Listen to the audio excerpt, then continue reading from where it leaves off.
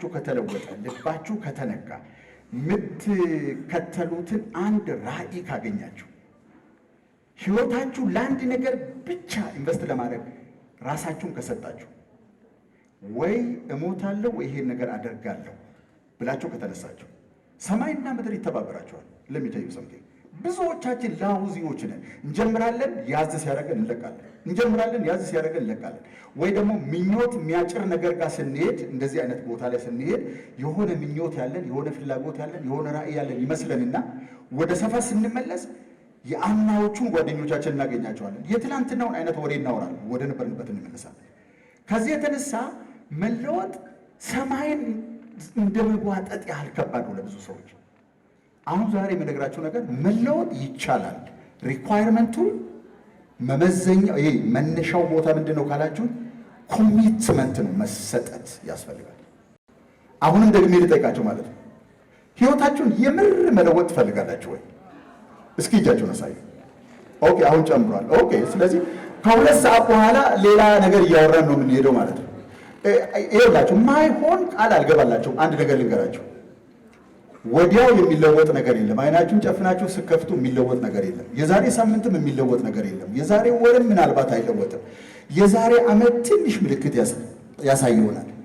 በ3 እና በ4 ዓመት ጊዜ ውስጥ ግን ምናልባት ይሄ ነገር ለእኔ ህይወት ይገባል ብላችሁ የማጠብቁት ነገር ሊሆን ይችላል።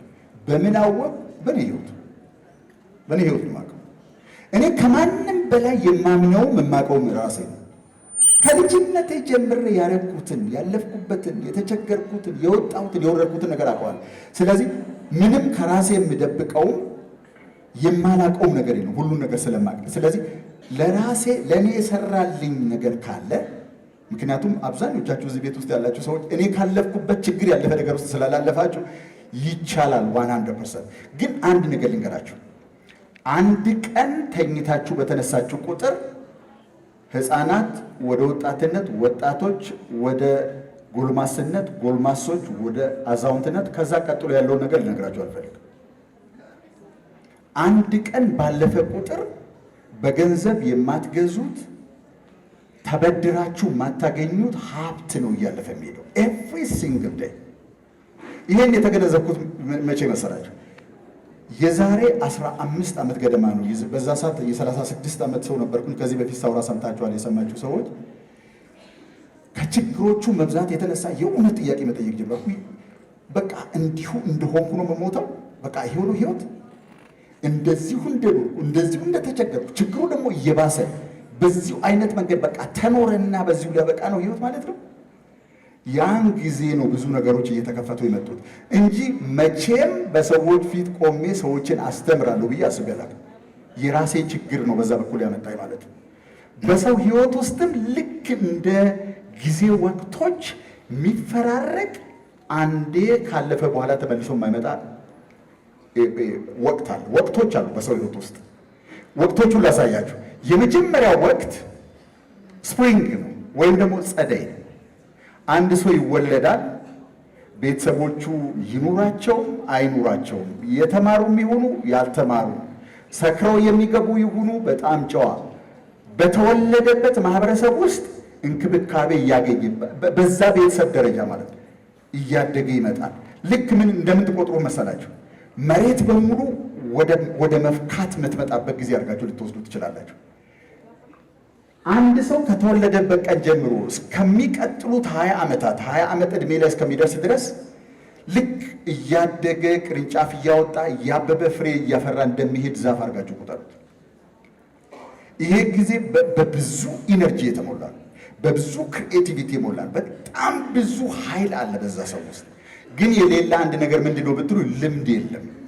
ህይወት እንዴት እንደሚኖር፣ ቤተሰብ እንዴት እንደሚተዳደር፣ ገንዘብ እንዴት እንደሚገኝ፣ ገንዘብ እንዴት እንደሚያዝ፣ ሰላም እንዴት እንደሚጠበቅ፣ ከሰዎች ጋር እንዴት እንደምንኖር፣ ጤንነት እንዴት እንደመቀው ምንም ክሉ የለንም። ከ0 እስከ 20 ዓመት ያለው ጊዜ የዚህን ዓለም ሀብት በእውቀት መልክ የምንሰበስብበት ጊዜ ነው። ያልተረጋገጠ እውቀት ማለት ነው። ትምህርት ቤት እንሄዳለን፣ እንማራለን፣ ጓደኞቻችን ጋር እንተዋወቃለን። ይሄን ሁሉ እንሰበስብና በኢትዮጵያውያን አቆጣጠር ብዬ ልበልና ሃይ ስኩል ጨርሰው ዩኒቨርሲቲ የሚገቡበት ጊዜ ነው ይሄኛው ጊዜ። በዚህ ጊዜ ውስጥ በሌላ ሰው ትከሻ ላይ ስለሆነ የምንኖረው ምኞትና ብዙ የቀሩ ዓመታቶች ናቸው ያሉ ፊት ለፊት ላይ። የህይወት ልምድ የለንም፣ መንገድ የት እንደሚካሄድ አናውቅም። ገና እየተማርነው ነገር ይሰራል አይሰራም ብለን ማረጋገጥ ይኖርብናል። በዚህ እድሜ ውስጥ የምትገኙ ሰዎች ያላችሁ ከ20 ዓመትና ከዛ በታች ያላችሁ ሰዎች እስኪ እጃችሁን አሳዩ። ኦኬ፣ አንድም ሰው ቢሆን አለ። ምን ማለት መሰላችሁ? ይህን ሰው ፈጣሪ የ80 ዓመት እድሜ ከሰጠው ስንት ዓመት ወደፊት ለፊቱ ላይ አለ ማለት ነው? 60 ዓመት አለው ማለት ነው። 60 ያልተነኩ ዓመታት ግን የ20 ዓመት ያልተረጋገጡ ልምዶች ናቸው ያሉት። በዚህ እድሜ ውስጥ ሊያደርገው የሚፈልገውን ነገር እየነካ የሚያረጋግጠው ይሄን ዓመት ካለፈ በኋላ ነው። ሁለተኛው የእድሜ ወቅት ልክ ከስፕሪንግ ቀጥሎ በጋ ይመጣል ላለው ይሄኛው ወቅት ደግሞ ከ21 እስከ 40 ዓመት ድረስ ያለው ነው። በዚህ ሰዓት ነው የተማርነው ትምህርት ይሰራል አይሰራም ብለን ዓለም ውስጥ ገብተን ቼክ የምናደርገው። በዚህ ሰዓት የተማርኩት ትምህርት ገንዘብ ያስገኘኛል አያስገኘኝም? ስለ እውቀት ስለ ግንኙነት የማውቀው ነገር ትዳሬን ይጠብቃል አይጠብቅም? ስለ ሰውነቴ የማውቀው ነገር ጤንነቴን ያረጋግጣል አያረጋግጥም? ገና ተፈትሾ የሚታወቅ እውቀት ሙከራ ውስጥ የሚገባበት ጊዜ ነው የግድሜ። በዚህ ሰዓት ነው የምናገባው፣ በዚህ ሰዓት ነው ስራ የምንይዘው፣ በዚህ ሰዓት ነው ብዙ ነገር የሚደረግበት ጊዜ። ግን የሙከራ ነገሮች ናቸው በዚህ እድሜ ውስጥ የምናደርገው። ምክንያቱም ብዙ ልምድ የለንም፣ ብዙ እውቀት የለንም። ከ20 እስከ 40 ዓመት ያለው ጊዜ ህይወት መሰረት መያዝ የሚጀምርበት ጊዜ ነው። ብዙ እውቀት የለንም፣ ብዙ ልምድ የለንም። እስካሁን ድረስ እየሞከርን የምናይበት ጊዜ ነው። አሁን እንግዲህ እዚህ ጋር ላሳያችሁ የአብዛኛውን የዓለምን ህዝብ አኗኗር ማለት ነው። ይመጡና ለምሳሌ ያህል ገንዘብ የሚገኘው እንደዚህ ነው ተብሎ ተምረዋል። ያን እውቀት ይወስዱና ገበያ ውስጥ ገብቶ መሞከር ይጀምራሉ። ይሞክራሉ፣ አይሰራም። ይሞክራሉ፣ አይሰራም። ይሞክራሉ፣ አይሰራም። ይሞክራሉ፣ አይሰራም። ሌላ ህግ አለ ብሎ አይጠረጥሩም አንዳንዶቹ ሰዎች። በቃ የነሱ ልምድ የዓለም መጨረሻ ይመስላቸውና በቃ ገንዘብ እኮ ለተወሰነ ሰው የተፈቀደ ነገር ነው እንጂ አይገኝም፣ አይቻልም ብሎ ይደመድሙታል። በዚህ ጊዜ ውስጥ ገንዘብና ሀብት ሳይሆን እውቀት የሚፈልጉ ልምድ የሚፈልጉ ፓተርን የሚያነቡ ሰዎች ከ40 ዓመት በኋላ ህይወታቸው የመጨረሻ የተሳካለት ይሆናል።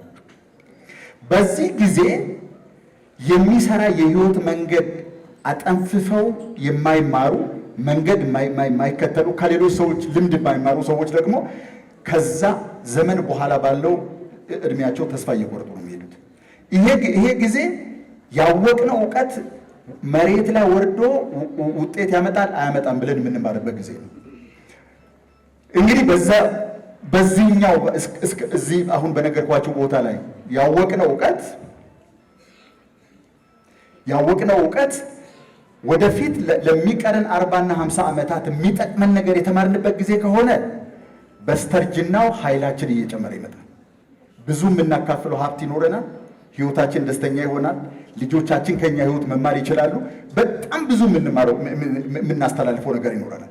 ካልሆነ ይሄ ሰምታችሁ ምናልባት የምታውቁት ከሆነ የሚድ ኤጅ ክራይሲስ የሚባለው ሰዎች ወደ እድሜያቸው አጋማሽ ሲደርሱ የሚፈልጉትን የሚጠብቁትን ህይወት ሳያገኙ ሲቀሩ ወይ እውቀት የሚያገኙበትን መንገድ ፈልገው ይወጣሉ፣ ወይ ተስፋ እየቆረጡ ይመጣሉ። እንግዲህ ሁሉም ሰው በየራሱ ላይ ያውቀዋል። ይሄንን እንግዲህ እዚህ ቦታ እዚህ መካከል ላይ ባለበት ጊዜ ላይ ነው እኔ ህይወቴ በመጀመሪያ ጊዜ ከዚህ በፊት አይቼ በማላውቅበት መንገድ ያየሁት። አሳያችኋለሁ እዛ ቦታ ላይ ስደርስ። ከዛ ቀጥሎ ያለው ይሄኛው እድሜ ነው። ከ40 እስከ 60 ዓመት ያለው ጊዜ ከ20 እስከ 40 ድረስ የኖርነው ኑሮ ብዙ እውቀት፣ ብዙ ልምድ፣ ብዙ ትምህርት አስገኝቶልን ከሆነ እዚህ እድሜ ላይ ከደረስኩኝ በኋላ በጣም ትልልቅ ካምፓኒዎች፣ ትልልቅ የበጎ አድራጎት ድርጅቶች፣ ምናልባት ትልልቅ የፖለቲካ ሊደርሺፕ፣ ትልልቅ የሚባሉ ነገሮች በሙሉ የሚወጡት ከ40 ዓመት በኋላ ነው። በነገራችን ላይ ልብ በ40 ዓመት ቢባል እውነት ነው፣ ትክክለኛ አባባል። በዚህ ሰዓት ከ40 ዓመት እስከ 60 ዓመት የምንኖረው ኑሮ የሚያከማቸው ሀብት፣ የሚያከማቸው እውቀት፣ የሚያከማቸው ልምድ ወደሚቀጥለው ትውልድ ካልተላለፈ እዛው ሰው ላይ ነው የሚያበቃው። ወደሚቀጥለው ትውልድ ከተላለፈ አገር ይቀጥላል። አሁን ኢትዮጵያ ውስጥ ቀጥዬ ዳታውን ሳሳያችሁ በደንብ አድርጋችሁ ታውታላችሁ። እዚህ አዳራሽ ውስጥ ያለው ሰው ብቻ የእውነት እምነቴ ነው የምነግራችሁ የኢትዮጵያን ጠቅላላ ነገር መለወጥ ይችላል። ሁሉም አይነት ሰው እዚህ ውስጥ አሉ። በጣም ክሪኤቲቭ ሰዎች እዚህ ውስጥ አሉ። የሚዲያ ፐርሰናሊቲ ያላቸው ሰዎች አሉ። ኮሜዲያኖች አሉ። ፈጣሪዎች አሉ። ኢንተርፕሪነሮች አሉ። ምናልባት እድል ፊቷን ስላላዞረችላቸው እስካሁን ድረስ ያልተገለጡ ዓለም መለወጥ የሚችሉ እዚህ አዳራሽ ውስጥ አሉ። አሁን በዚህ ሰዓት በማውራበት ሰዓት በዚህ ሰዓት የሰራነው ነገር ከመደበኛ ሰው እየወጣ ይሄዳል። ካምፓኒም ከሆነ አንድ ሰፈር ውስጥ ከተከፈተ አንድ መስኮት ካላት ሱቅ በዓለም አቀፍ ደረጃ ኦፕሬት ወደሚያደርግ ትልቅ ነገር ያለው ፖለቲካል ሊደርሺፕም ከሆነ ደሞዝ የሚበላበት ሳይሆን አገር የሚለውጥ ይሆናል። እዚህ ዕድሜ ላይ እስካሁን የሰበሰብነው ነገር ወደ ገሃዱ ዓለም ወጥቶ ዓለምን መለወጥ ይጀምራል። አሁን እንግዲህ እያደረጋችሁት ያላችሁት በጎ ነገር በነገራችን ላይ እጅግ በጣም የሚከበር የዚህ ዓለም ትልቁ ነገር ነው። በዚህ አሁን በማወራው መረዳት ከሰራን ከዚህ ዓመት በኋላ ያለንን እያካፈልን ጥበብ እያከማቸን ወደሚቀጥለው ትውልድ እያስተላለፍን የምንሄድበት ጊዜ ነው። ከዛ በኋላ ዊንተር ነው ወይም ደግሞ በጋ ነው፣ የማነው ክረምት ነው። በዚህ ሰዓት ድሮ የሰበሰብነውን ነው የምንበላው እንጂ ክረምት ላይ የሚታጨድ ነገር የለም፣ የሚወቃ ነገር የለም፣ መከራ አይደለም። ስለዚህ የክረምት ጊዜ የእርጅና ጊዜ ከ60 ዓመት በኋላ እስከ 80 ዓመት ያለው ጊዜ ያወቅነውን እውቀት ይዘውት ለሚቀጥሉት ትውልድ የምናስተላልፍበት ጊዜ ነው። ልጄ ትሰማኛለህ? ልክ አንተን ሳክል እንዲህ አይነት ችግር ገጥሞኝ ነበር፣ እንዲህ አድርጌ ነው ያሸነፍኩት። በእኛ ዘመን እንዲህ አይነት ነገር ነበረ። እዛ ውስጥ ተምሬ ነው ለዚህ የደረስኩት። የምናወራውን ነገር እንዲያምኑን የምንነግራቸው ልጆች በህይወታችን የተጨበጠ ያረጋገጥነው የህይወት ማስረጃ አለ። ከ40 እስከ 60 ብዬ በነገርኳቸው ቦታ ላይ አሁን እንግዲህ አንድ ነገር ንገራችሁ። 20 ዓመት ላይ ያልተኖረ ኑሮ 40 ዓመት ላይ አይታጨድም። 40 ዓመት ላይ ያልተኖረ ኑሮ 60 ላይ አይታጨድም። 60 ላይ ያልተኖረ ኑሮ 80 ላይ አይታጨድም። አንድ ልነግራችሁ የምፈልገው ነገር ነው። እንደምታዩት ፀጉሬ ነጭ ነው። ሁሉ ፀጉሬ አንድ ነጭ ያልነበረው ጊዜ ነበረ። ወጣት የነበርኩበት ጊዜ ነበር ማለት ነው። ትጠራጠራላችሁ? የሆነ ጊዜ ወጣት ነበር። አንድ ሽበት ሲወጣ ከዛ 2 ሲሆን ሳላውቀው እዚህ ቦታ ላይ ደረስኩ። አሁን እኔ የት ነው ያለሁት? የሶስተኛው ዑደት መካከል ላይ ነው ያለሁት።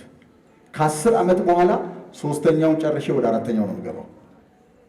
አሁን የማደርገው ነገር የዛሬ 10 ዓመት የምኖረው ኑሮ ይወስናል።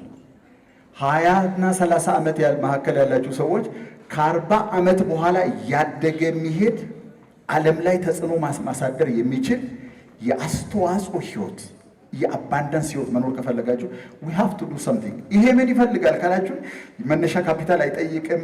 የሆነ ታላቅ ወንድም ታላቅ do you really want it ነው ጥያቄ። የእውነቱን ትፈልጉታላችሁ ወይ? እኔ ያለሁበት ሁኔታ እኮ አይፈቅድም። ከመስሪያ ቤቴ እንኳን እንደሱ አይደለም። ትፈልጉታላችሁ ወይ? የመጀመሪያው ጥያቄ የእውነት በዚህ ዓለም ላይ አሻራችሁን አሳርፋችሁ ከምንም አይነት እጥረት ራሳችሁን አላቃችሁ የአስተዋጽኦ ሰው መሆን ትፈልጋላችሁ ወይ? ከ90% በላይ የዚህ ዓለም ሰው አሁን ያወራሁትን ነገር በትክክል አያገኙት። ህይወታቸው ምን እንደሚቆጣጠር፣ ገቢያቸው ምን እንደሚቆጣጠር፣ ለምን ደስተኛ እንዳልሆኑ፣ ለምን ግንኙነታቸው እንደሚበላሽ፣ ለምን ሁልጊዜ እጥረት ውስጥ እንደሚከላወሱ አያውቁትም። እናንተ ራሳቸው አረጋግጣቸዋል ማለት ነው። በየህይወት ዘርፍ ውስጥ የተዋጣላቸው ስኬታማ ሰዎች ከ10 አንድ አይሆኑ። በአርት ውሰዱ፣ በፖለቲካ አመራር ውሰዱ፣ በቢዝነስ ውሰዱ፣ በቤተሰብ አመራር ውሰዱ፣ በፈለጋችሁት አይነት ነገር ውሰዱ። ከ100 ሴቶች ቤታቸውን ጥቅቅ አድርገው የሚይዙ